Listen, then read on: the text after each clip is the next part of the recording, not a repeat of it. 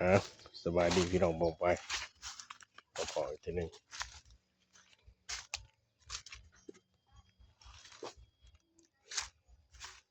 มาบอกว่าฝนตกเห็ดขอนออกดูเลยปกติมันเสียออกเลยพี่น้อง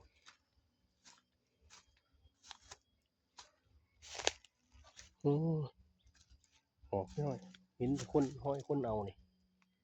อ๋อมองก่อนนะพี่น้องเลย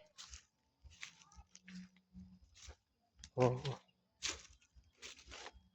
ออกไปเห็นห้อยคนเอานี่นี่มันกำลังเป็นนี่พี่น้องนี่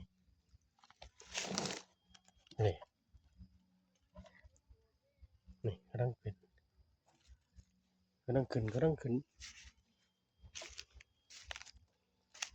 เห็ดนี่แสบแส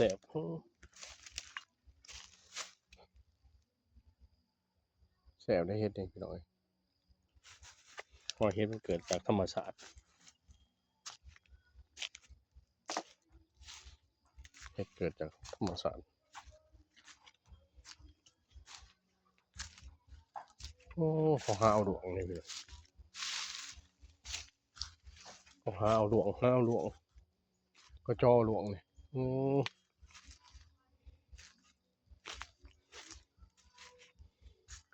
ก็จอหลวงมาเบิ่งกันว่าเขาเป็นอย่างเขียนขึ้นได้ไหนเขียนเนาะ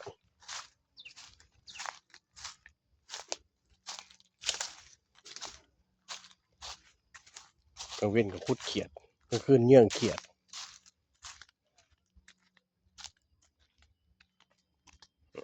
นี่คือธรรมศาสตร์พี่น้องเลย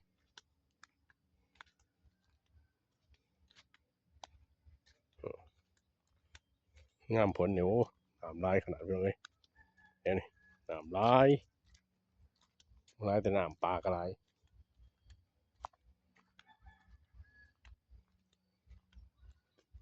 นี่แหละคือบ้านนอกของเขาเอง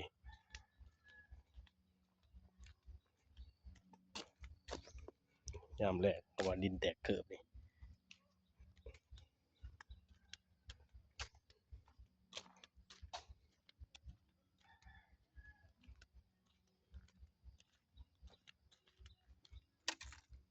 โ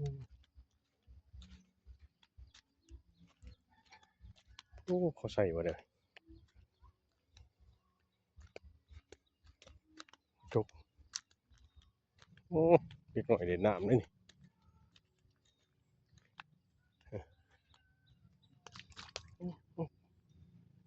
ปลานี่ปลาเลย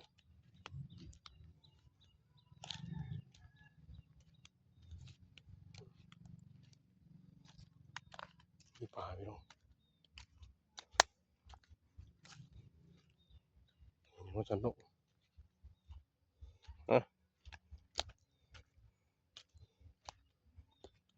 น้องกลับมาเจ้าเองเลยแล้วเอาขี่เหือมาเทวิว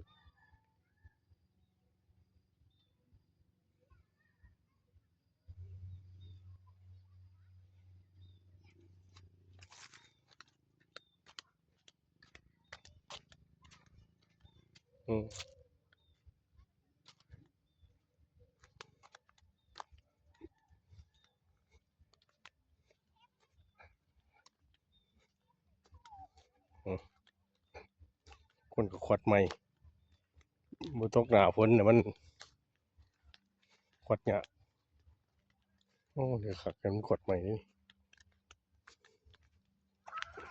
ปาดหามาใส่ใหม่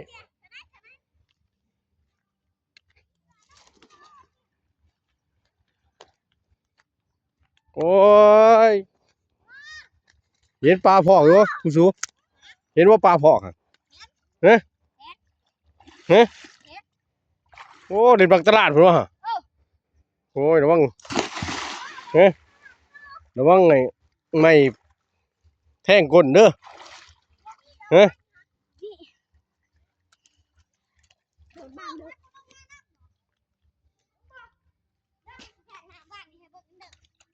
มึงร้อยเป็นเหรอวะเฮ้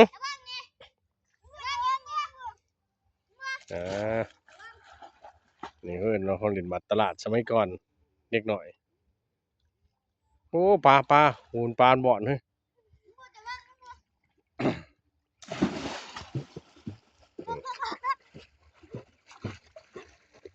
เนี่ยมึงร้อยเป็นอยู่วะฮะตายเด็กหนามเลยเฮ้ย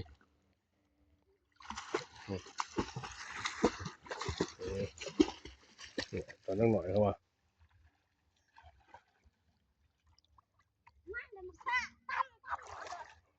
เพิ่นเอาเด็กหน่อยเล่นมาตลาดโอ้ยตลาดน่ะถ้าเกิดว่ามีเสียนมีน้ำมันปักก้นผู้ตัวเด้อเฮ้ยอืม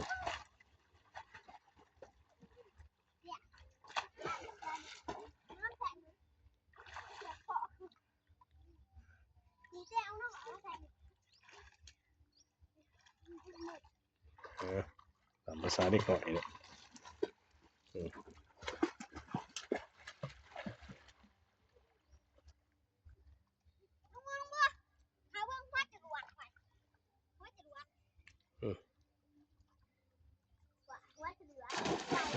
หัวจรวดมีไว้มันข้อหักเนี่ยอ่ะมักจุนี่ก็ได้ก็แซ่เด้อพี่น้องเป่าไป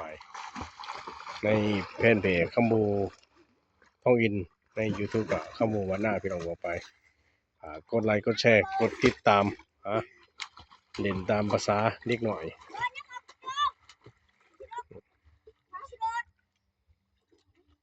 อะไรกดไลค์กดแชร์นะคำบาสบายดี